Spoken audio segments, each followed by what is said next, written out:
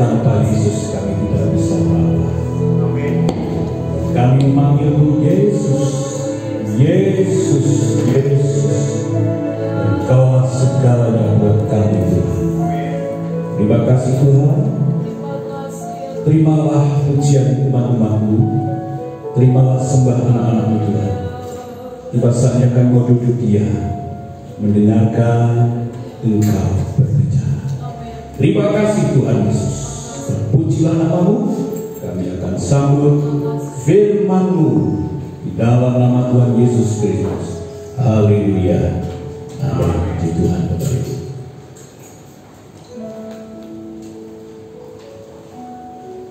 Ya, seperti pujian ini firman Tuhan pagi hari ini saudara ya. Yesus, Yesus. Ya, Yesus itulah yang akan kita bahas pagi hari ini. Saya akan menyampaikan dengan khotbah seri. Semoga bisa selesai di bulan Juli ya. Coba sudah siap? Ya. Bapak Ibu, temanya adalah hati yang melekat pada Tuhan terus hilang kabarnya. Kok bisa hilang deh? Ya. Hati yang melekat kepada Tuhan, ya, tujuannya apa? Tujuannya adalah supaya jemaat semakin melekat dan berharap kepada Tuhan saja. Ya, jadi Yesus, mari kita hidup kita melekat kepada Tuhan. Hidup kita tahu pengharapan kita hanya kepada Tuhan, Bapak Ibu. Nah, mari kita baca ayat kita di dalam Injil Yohanes pasal 15. Mati lagi. Kabelnya itu kesenggol. Yohanes 15 pasal yang ayat yang pertama sampai ayat yang keempat. Kita baca bergantian dari ayat 1, ayat 2, ayat 3, dan ayat 4. Sudah ketemu Bapak Ibu? Ya, semua lihat HP Bapak Ibu yang ada Alkitabnya, jadi supaya kita bisa membaca semua. Bagi Bapak Ibu yang tidak membawa Alkitab bisa mendengarkannya dengan baik. Saya baca ayat yang pertama. Akulah pokok anggur yang benar dan Bapakkulah pengusahanya. Setiap ranting padaku yang tidak berbuah dipotongnya, dan setiap ranting yang berbuah dibersihkannya, supaya ia lebih banyak berbuah. Kamu memang sudah bersih karena firman yang telah kukatakan kepadamu. Tinggallah di dalam aku dan aku di dalam kamu, sama seperti ranting tidak dapat berbuah dari dirinya sendiri kalau ia tidak tinggal pada pokok anggur. Demikian juga kamu tidak berbuah jikalau kamu tidak tinggal di dalam aku. Ayat 5 kita baca sama-sama. 1, 2, 3. Akulah pokok anggur dan akulah ranting-rantingnya. Barang siapa tinggal di dalam aku dan aku di dalam dia, ia berbuah banyak, sebab di luar aku kamu tidak dapat berbuat apa-apa. Kalau kita melihat ayat ini Bapak Ibu, ada sebuah kesimpulan yang luar biasa. Kalau kita melekat kepada Tuhan, Tuhan itu adalah pokok kita ranting, maka kita akan berbuah lebat. Lalu di ayat-ayat yang lain masih di Yohanes 15 ini juga berkata, kalau kamu tinggal di dalam aku, artinya melekat dia di Tuhan, dan aku tinggal di dalam kamu, maka minta apa saja Tuhan akan berikan. Jadi kuncinya apa Bapak Ibu? Kuncinya adalah melekat kepada Tuhan. Ya, hati kita melekat kepada Tuhan, hidup kita melekat kepada Tuhan. Dan kalau kita melekat kepada Tuhan, maka hidup kita penuh dengan pengharapan. Nah, Bapak Ibu, apa yang menjadi dasar kita ini melekat kepada Tuhan? Berikan alasan Bapak Ibu kan? Berikan alasan apa yang membuat kita ini melekat kepada Tuhan, berharap kepada Tuhan. Dia adalah pokok anggur dan kita rantingnya. Ayat ini adalah kalimat yang ketujuh dalam kitab Yohanes, pernyataan Yesus atau pengakuan Yesus siapa dia. Di pasal 15 kalimat kata akulah pokok anggur ini adalah kalimat yang ketujuh. Kalimat yang paling semua ada 7. perkataan atau 7 pernyataan Yesus yang akan kita pelajari selama sebulan ke depan. Nah, Bapak Ibu, Yohanes menulis kitab ini, dia memakai bahasa atau kalimat alegoris, Bapak Ibu. Ya, alegoris diperpadukan dengan kenyataan hidup. Alegorisnya dia memakai kalimat anggur, ya kan? Tapi kehidupan nyatanya apa? Kalau kamu tinggal di dalam aku tinggal. Itu kalimat kenyataan hidupnya. Alegorisnya mengatakan anggur, dia memakai buah anggur. Kalau orang Jawa itu suka dengan yang namanya sanepok atau apa ya? Kalau Aryo Penangsang sedang berdebat dengan gurunya itu ya, saudara ya. Ketika Sunan Kudus ngomong Aryo Penangsang, ya, lombok kuwi apa? Garam itu apa? Asin. Garam itu alegorisnya garam, tapi kenyataannya garam itu rasanya apa? Tapi Aryo Penangsang pada waktu itu tidak nangkap sesuatu. Ketika si Sunan Kudus ngomong Penangsang rangkakno, Aryo Penangsang malah kerisnya itu dimasukkan kemana? Kerangkanya itu. Maksudnya Sunan Kudus harus ditusukkan kemana? Hati Wijoyo, suruh nunjukkan di mana? Di perutnya. Salah tangkap. Nah, Yesus supaya tidak salah tangkap, para pendengar supaya tidak salah tangkap, Yohanes memakai bahasa alegoris dan kenyataan hidup. Nah, kita akan lihat siapa Yesus sehingga kita kok melekat kepada dia. Siapa Yesus kok menjadikan dia tempat pengharapan kita. Nah, kalimat kata pokok anggur itu kalimat yang terakhir, yang ketujuh. Nah, kita akan lihat mulai dari yang pertama, Bapak Ibu. Kita akan belajar mulai hari ini dan minggu besok dan seterusnya kita akan belajar khotbah seri ini, Bapak. Semoga cukup. Kalau bisa selesai waktu hari ini, ya nggak ada khotbah seri, saudara ya. Tapi kita akan lihat pertama, ya. Jadi, nah, slide berikutnya, ya, 7 pernyataan Yesus yang mengaku siapa dirinya. Aku adalah, ya. Nah, akulah apa, saudara? Ya, semuanya baca semua di sini. 1, 2, 3. Akulah Yesus itu roti hidup. Siapa yang ngomong? Yesus sendiri kita. Dia berkata, akulah roti hidup. Coba anak-anak muda, siapa saja yang cepat bisa baca ayat ini, karena kalau saya membukanya nanti lama, saudara ya. Coba saya waktu menyusun khotbah ini semalam, saudara, ada berita juga, jadi sehingga saya tercantumkan ayatnya di apa? Di situ dengan pemikiran jemaat langsung baca supaya cepat ya. Oke, sudah ketemu Yohanes 6 ayat 35, betul ya? Lalu nanti ada yang membaca, ya. Lalu nanti ada yang membaca dari Yohanes pasal 6 ayat 48. Lalu ada yang membaca ayat berapa itu? Saya kelihatan 51 ya. Ya, di HP saya tinggal separuh katanya. Oke. Pertama dulu dibaca dari Yohanes 6 ayat 35. Yuk dibaca. Salah seorang bisa bacanya dengan keras. Yohanes 6 ayat 35. Kata Yesus kepada mereka, akulah roti hidup. Barang siapa datang kepadaku, ia tidak akan lapar lagi, dan barang siapa percaya kepadaku, ia tidak akan haus lagi. Ya, Pak Diri siapkan untuk ayat 48-nya. Yohanes 6 ayat 48. Akulah roti hidup. Ya. Ayat yang Pak Diri baca tadi katakan sederhana sekali. Akulah roti hidup. Coba ayat yang terakhir, Yohanes berapa itu? 6 ayat. Aku akulah roti hidup yang telah turun dari surga. Jikalau seorang makan dari roti ini, ia akan hidup selama-lamanya. Dan roti yang kuberikan itu ialah dagingku yang akan kuberikan untuk hidup dunia. Yes. Di ayat 35 itu dia sedang bicara secara pribadi. Siapa yang datang kepada Yesus, dia ngomong, akulah roti hidup.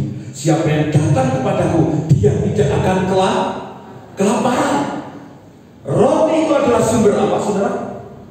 Kehidupan. Roti itu adalah sumber dari kita makan. Roti itu bisa tentang makanan.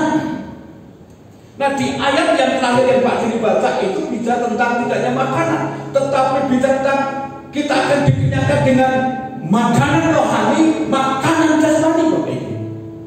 Dan itu kita dapatkan hanya di dalam siapa? Yesus. Kan yang ngomong ini siapa ini? Yang ngomong akulah roti siapa?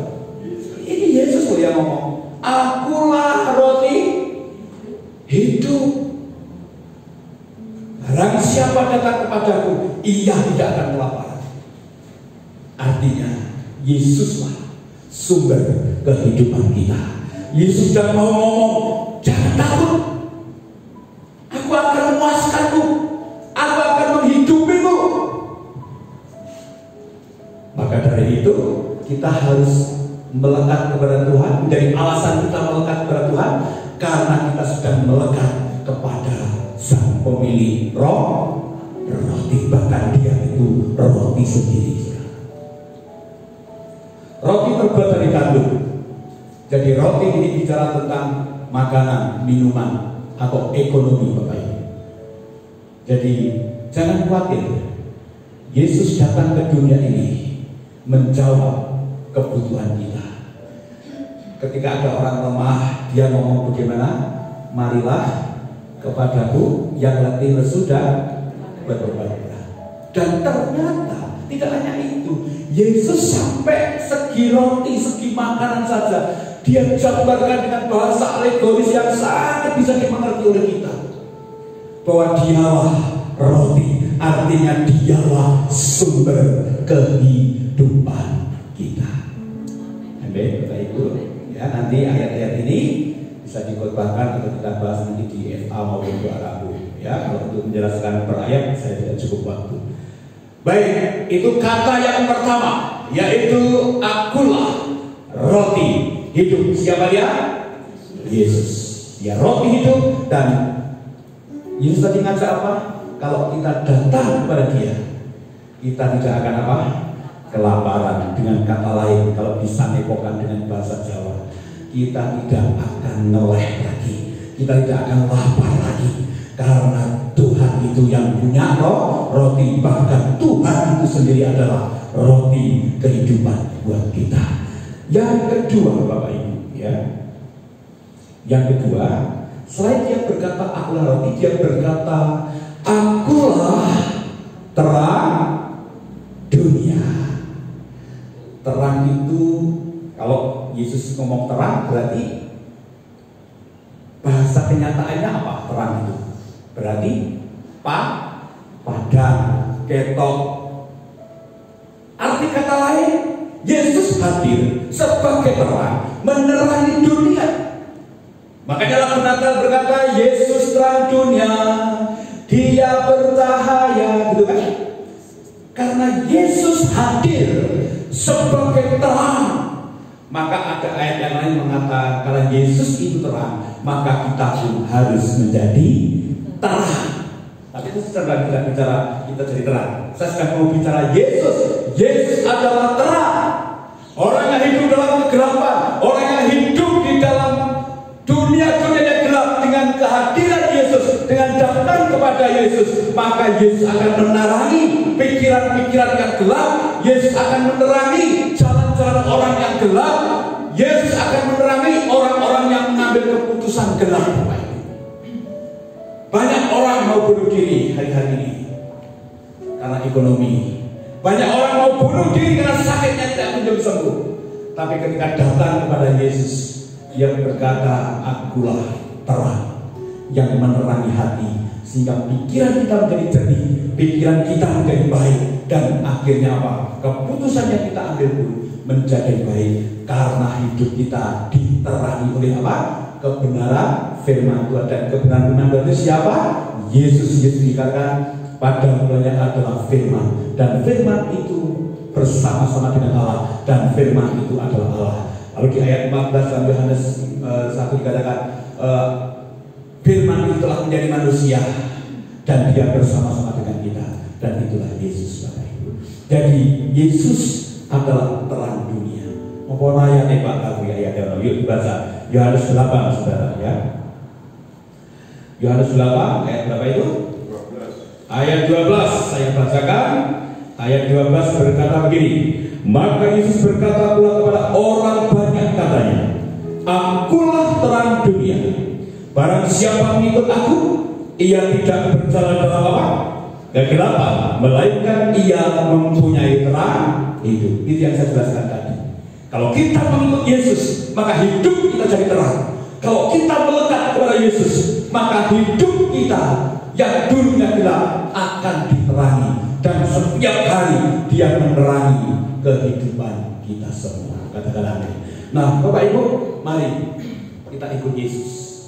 Kita yakinkan, percaya, berharap, melekat kepada Yesus, karena dialah yang menerangi jalan hidup kita, sehingga jalan kita menjadi terang, Bapak Ibu. Ya, coba ayat yang berikutnya di ayat berapa? Masuk di pasal 8.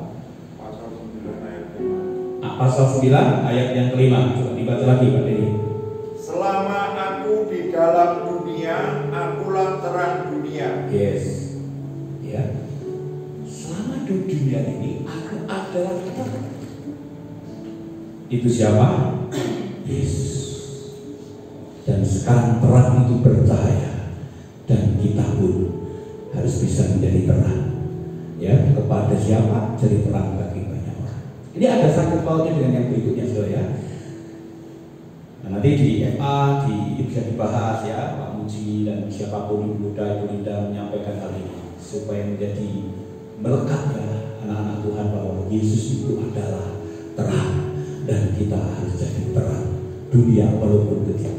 Kemarin saya kakak anak di Karmel di Semarang, saudara, saya bicara tentang ini ya, menjadi terang seperti bintang walaupun kecil tapi jadi berkat. Saya ajarkan anak-anak untuk berbagi uang saku, saya ajarkan anak-anak berbagi bekal, dan luar biasa saudara, ketika saya bilang antara siapa yang mau didoakan, yang mau jadi berkat, uang mereka maju semua, saudara ya, luar biasa. Mereka mau jadi terang. Nah, Bapak Ibu, terang itu adalah Yesus, dan siapa mengikut dia hidupnya akan diterangi. Haleluya. Kalau pikiran kita lagi galau, pikiran kita lagi pusing, datang kepada Yesus.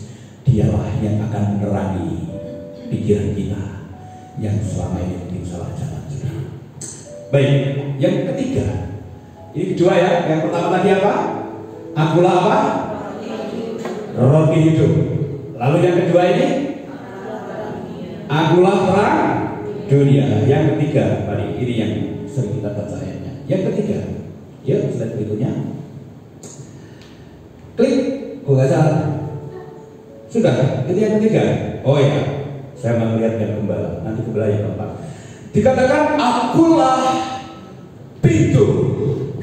Coba sekarang bahasakan dengan kenyataan hidup. Kalau pintu berarti ada hubungannya dengan apa? Halo? Siapa yang jawab masuk?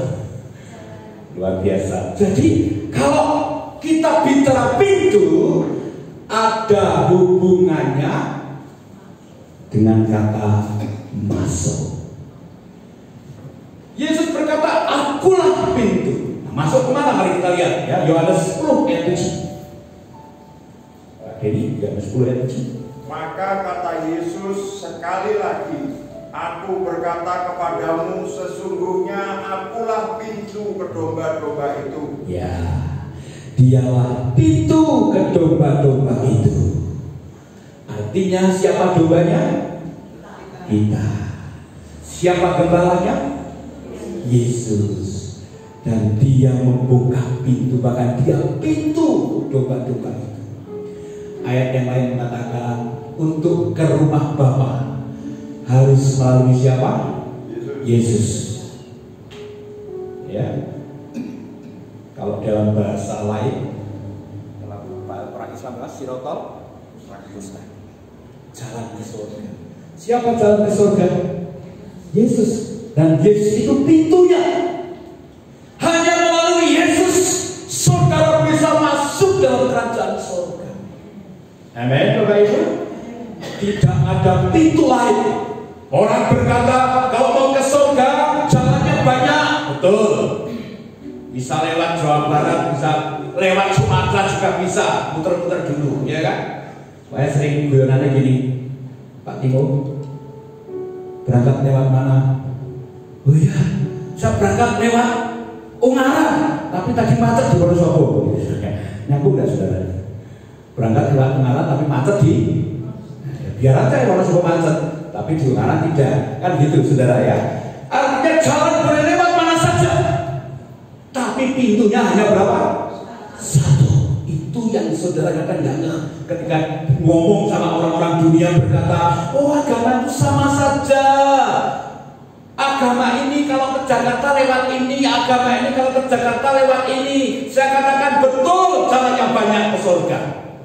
Tapi pintunya hanya berapa saudara? Satu, yaitu siapa? Yesus yang berkata, akulah pintu. Coba ayat yang berapa itu? Ayat 9. Coba dibaca ayat 9. Akulah pintu. Barang siapa masuk melalui aku, dia akan selamat. Stop dulu. Dikatakan apa? Akulah pintu. Barang siapa masuk melalui aku, ia akan apa saudara? Selamat. Berarti kalau di luar Yesus, pintunya dia tidak membawa apa saudara? Keselamatan.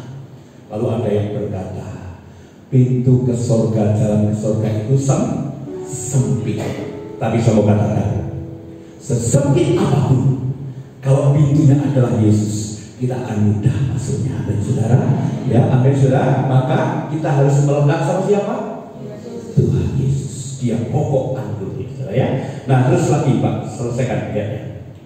Dan ia akan masuk dan keluar dan menemukan padang rumput. Yes. Kita diibaratkan, dialegorikan seperti apa saudara? Domba. Lalu tadi dialegorikan dengan Yesus itu roti. Dia yang memberikan roti. Dia sumber terang. Di sini dikatakan Yesus itu pintu. Dan kalau keluar masuk ke pintu, Yesus sendiri itu pintu untuk membawakan rumput yang hijau. Mazmur 23 berkata apa saudara? Tuhan adalah gembalaku, takkan kekurangan aku. Ia membaringkan aku di mana? Di padang yang berumput hijau. Nyanyinya itu Yesus gembalaku. Dia guru besar, berarti Yesus gembala yang aku, Tuhan gembala kita. Jangan nyanyinya itu. Tuhan adalah serigalaku, pasti kekurangan aku.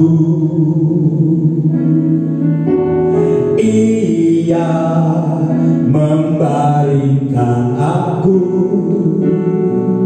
di padang yang berumput gersang. Jadi pilih mana? Tuhan apa Tuhan?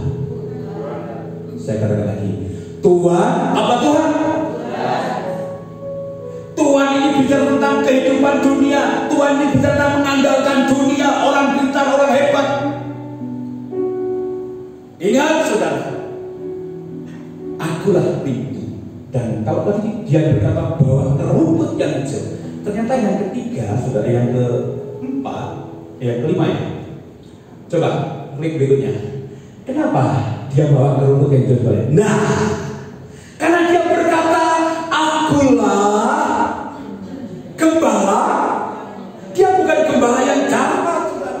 Coba kita baca ayatnya 10 pasal 10 ayat 11 juga. Akulah gembala yang baik memberikan nyawanya bagi domba-dombanya. Yes. Saudara jangan takut. Dia gembala, kita punya apa? Tongkat.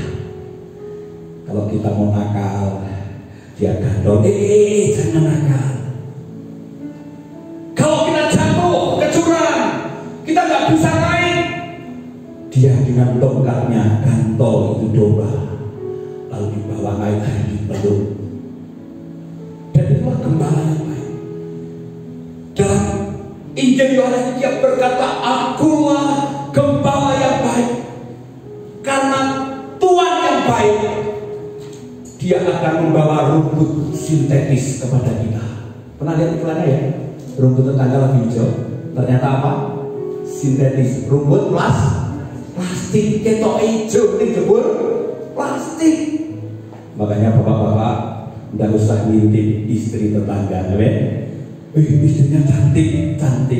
Jangan-jangan istri tetangga kita itu sih sintetis, palsu, saudara. Lebih baik istri kita asli, walaupun gembul tetap asli, walaupun kurus tetap asli, bukan sintetis. Haleluya. Coba pandang istrinya sekarang. Kamu bukan sintetis. Kamu asli ya. Akulah gembala yang baik memberikan nyawanya bagi domba-dombanya. Sedangkan seorang upahan yang bukan gembala dan yang bukan pemilik domba-domba itu sendiri, ketika ia melihat serigala datang, ia meninggalkan domba-domba itu. Berbeda dengan Yesus. Ketika ada singa yang menerkam domba, Yesus ada di pihak kita. Amin. Dia yang melindungi kita, dia yang menjaga kita, saudara. Dia gembala yang baik. Coba lihat 14 seperti ini. Akulah gembala yang baik, dan aku mengenal domba-dombaku, dan domba-dombaku mengenal aku. Saudara, kita ini kan karakternya beda-beda, ya, karakternya beda-beda. Oh, Pak Genti karakternya seperti ini, Pak Walyo seperti ini, Pak Samyono seperti ini, Mas Bakar seperti ini. Tapi uniknya Tuhan, Dia tetap menerima kita apa adanya. Amin, saudara. Dari keperbedaan kita, mungkin namanya anak itu ada yang sedikit nakal, ada yang sedikit beling, tapi ada juga yang baik, ada yang dengar-dengaran, ada yang sedikit harus dijewer. Tapi semua itu Tuhan perlakukan sebagai domba-domba. Dia mengenal satu dengan yang lain. Oh, ini dombaku yang satu ini mutungan. Makanya ketika mutung, Tuhan kenal kok bicara nih, dia langsung datang. Makanya itu yang saya pelajari Bapak Ibu. Ketika ada jemaat yang mutung, saya coba pelajari karakternya, strategi apa, saudara ya. Sama ketika saya melihat anak-anak saya sedang marah, ketika barusan tak marahin terus dia gantian marah, saya mulai ngerti bagaimana cara menerateninya. Ya, makanya sering berkata, yang tahu saya, karena saya orang Tuhan. Orang lain tidak mengerti, orang lain tidak mengerti apa yang di pergumulan kita. Tapi domba itu mengenal apa yang sedang kita hadapi, seperti apa kita. Maka dia Allah yang pengampun dan pemurah itu. Dia gembala yang baik. Dia tidak akan membiarkan kita tergeletak, tapi dia akan melindungi kita. Amin, Bapak Ibu. Ya, ini yang berapa tadi? Kayaknya selesaikan saja ya. Nanti untuk penjabarannya bisa dibahas di MA. Yuk, berikutnya, apakah masih ada kata-kata Yesus atau pernyataan? Dikatakan, akulah apa saudara? Kebangkitan dan yuk baca ayatnya di pasal 11 ayat pasal 11 ayat 25. Yohanes 11 ayat 25. Jawab Yesus, akulah kebangkitan dan hidup. Barang siapa percaya kepadaku, ia akan hidup walaupun ia sudah mati. Yes. Dikatakan, akulah kebangkitan dan hidup. Barang siapa percaya kepadaku, ia akan hidup walaupun ia sudah mati. Wah, keren saudara ya. Makanya kalau dibaptis kalimatnya apa? Aku baptiskan engkau di dalam nama Bapa dan di dalam kuasa kematian dan kebangkitannya. Saudara, ketika kita nanti mati di dunia yang fana ini, kita ini hanya nanti ganti alamat. Kalimat ini mengatakan mati, ya, walaupun mati, tapi dia tetap hidup. Kita akan tinggalkan dunia yang fana ini yang orang anggap mati, tapi kita tetap hidup bersama dengan Bapa di surga. Amin. Amin, Bapak Ibu. Kita tetap hidup karena Dialah yang memberi hidup melalui kuasa kematian dan kebangkitan. Yang berkata akulah kebangkitan dan hidup, berarti pasti ada kematian. Maka dia berkata ada kehidupan. Arti yang kedua, ya, apa artinya dikatakan barang siapa berkata ia akan hidup walaupun dia sudah mati? Banyak orang yang sekarang kelihatannya hidup tapi sebenarnya mati.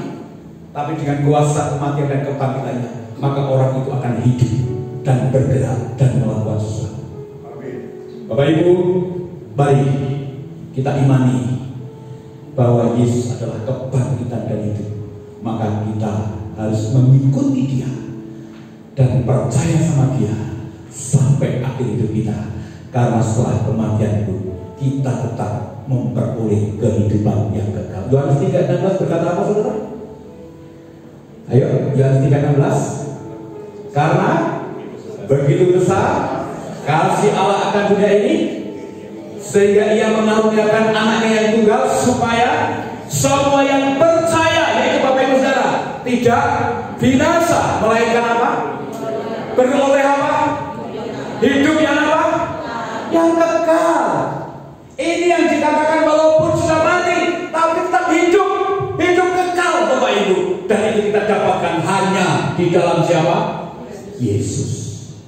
Jadi pertanyaan bagi kita semua saat ini, saudara percayakah 100% bahwa Tuhan itu juru selamat kita? Itu yang paling penting.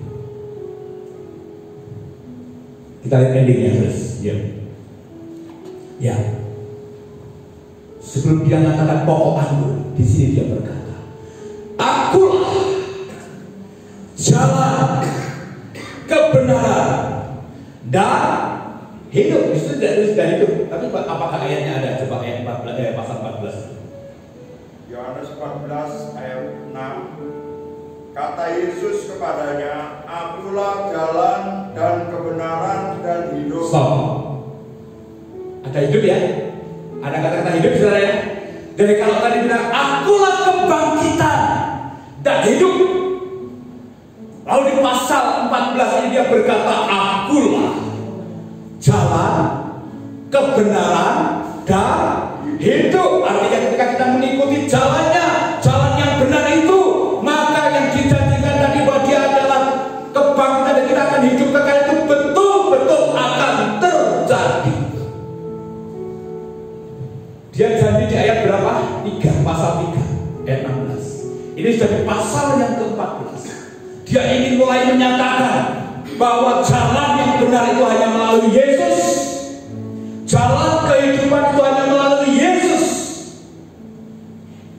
Tidak ada jalan lain selain Yesus. Apa aplikasinya dalam hidup kita? Ketika saudara punya masalah, cari siapa?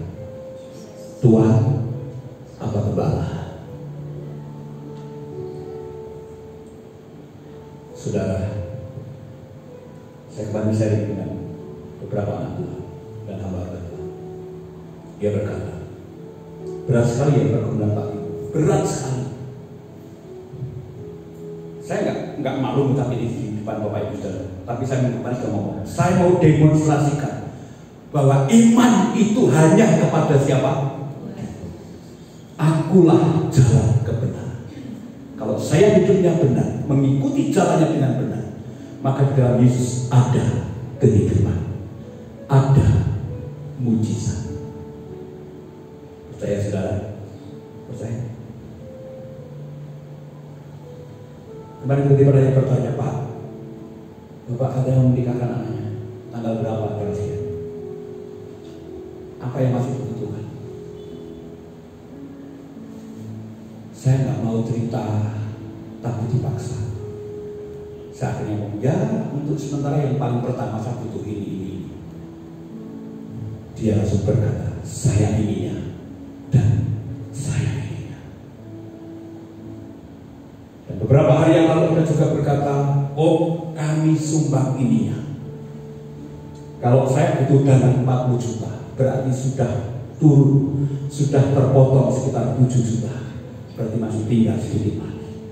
Artinya semua mulai terkikis. Dan perkataan saya, iman saya tidak mungkin meleset, karena Tuhan tidak mau mempermalukan saya di hadapan jemaat dan di hadapan orang. Amin, saudara. Dia gembala yang baik, dialah jalan, dia kebenaran. Kalau kita dalam jalan-jalan dia, kita hidup dalam jalan yang benar itu, Tuhan pasti sediakan. Amin, saudara. Amin. Dan tanggal minggu kedua nanti saya janjian sama orang, dan dia berkata, kami doakan, dengan terus. Keputusan tanggal 14 ini bulan Juni nanti, saudara. Kalau memang itu berkat saya, ayat ini betul-betul iya dan amin. Coba yang terakhir, dia berkata, akulah pokok anggur yang, dia jalan kebenaran dan dia adalah pokok yang benar. Ketika kita gandol Gusti, melekat kepada Tuhan dan jangan lepas dari dia, walaupun diproses, dikatakan dalam ayat itu dibersihkan dengan firman. Sakit ketika dibersihkan dengan firman, sakit ketika firman itu menemplak kita, tapi kita tetap tinggal dalam pokok itu, karena dialah sumber, dialah roti, dialah kehidupan, dialah kebenaran, dan dijadikan satu pohon di dalam pokok anggur itu. Dia berkata, akulah pokok anggur yang apa, saudara? Yang benar. Coba saudara, saya mau lihat di ayat masih di pokok anggur itu, di pasal yang ke-15, saudara ya. Saya baca pelan-pelan, saudara perhatikan. Saya akan akhiri di sini. Ayat 7 dari Injil Yohanes pasal 15. Saya ingin menggenapi bahwa Tuhan itu tidak akan pernah meninggalkan kita kalau kita betul-betul di jalan Tuhan dan melekat kepada Tuhan. Yuk ayat 7 baca di hati saudara. Kita baca sama-sama, 1, 2, 3. Jikalau kamu tinggal di dalam aku dan firman tinggal di dalam kamu, minta apa saja yang kamu kehendaki dan kamu akan menerima. Tidak tolong ayatnya. Bapak Ibu, saya mau kasih ilustrasi ini supaya saudara ngerti maksudnya. Bukan. Ini apa, saudara? Tisu. Ada airnya? Bisa diminum? Bisa dipegang ya? Saya pegang air tidak bisa. Harus pakai apa? Gelas. Tapi kan ada terjadi sesuatu yang luar biasa.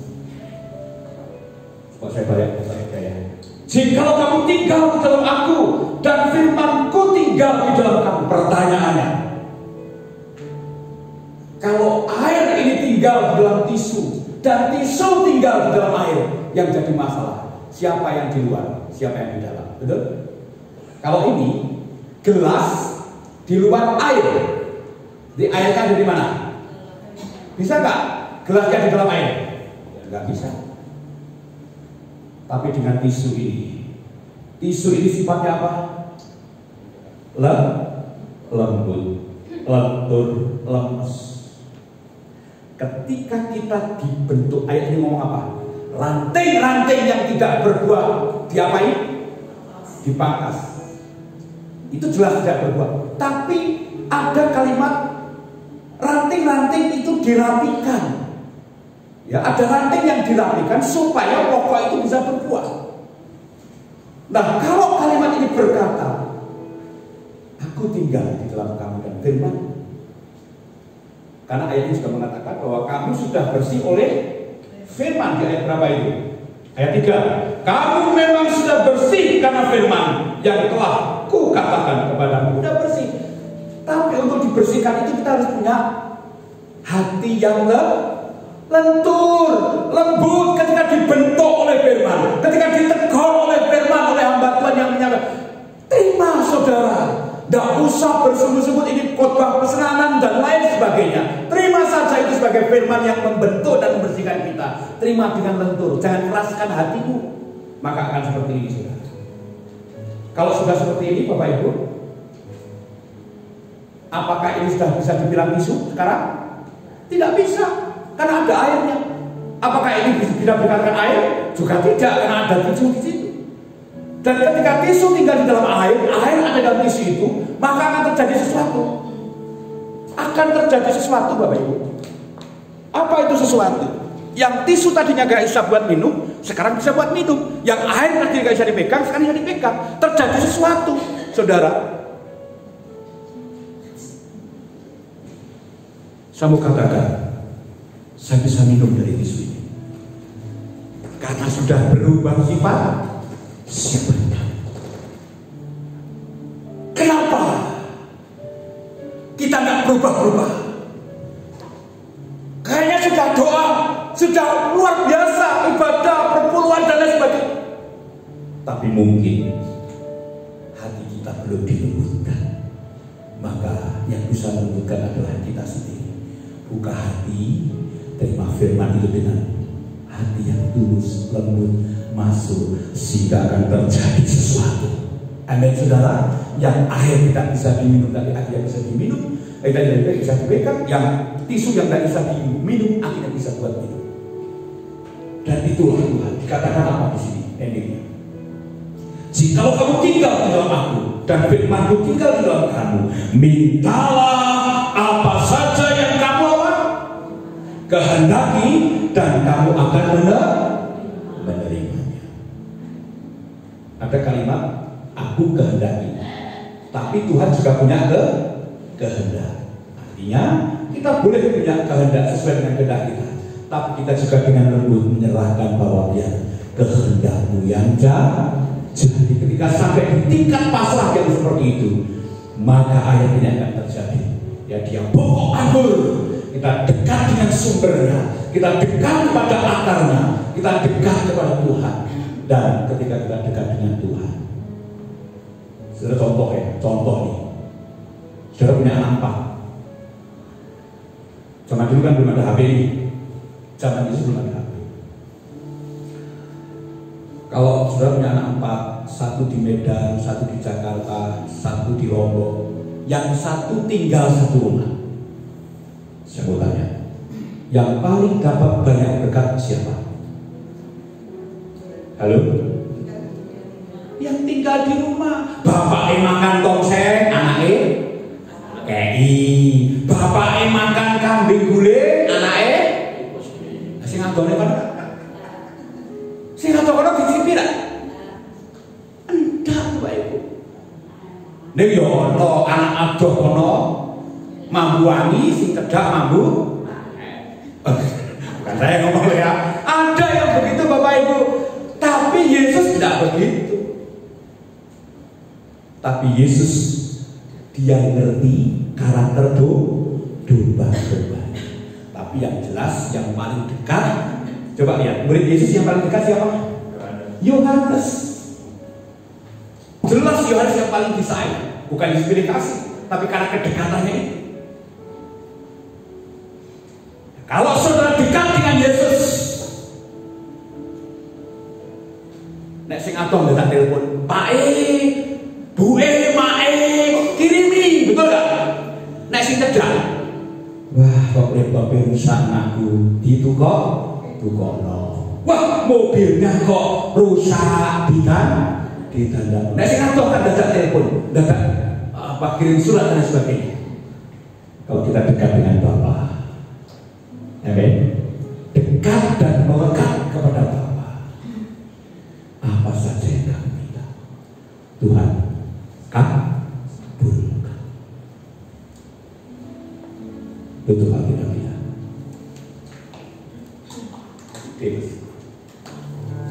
Kau beri yang ku minta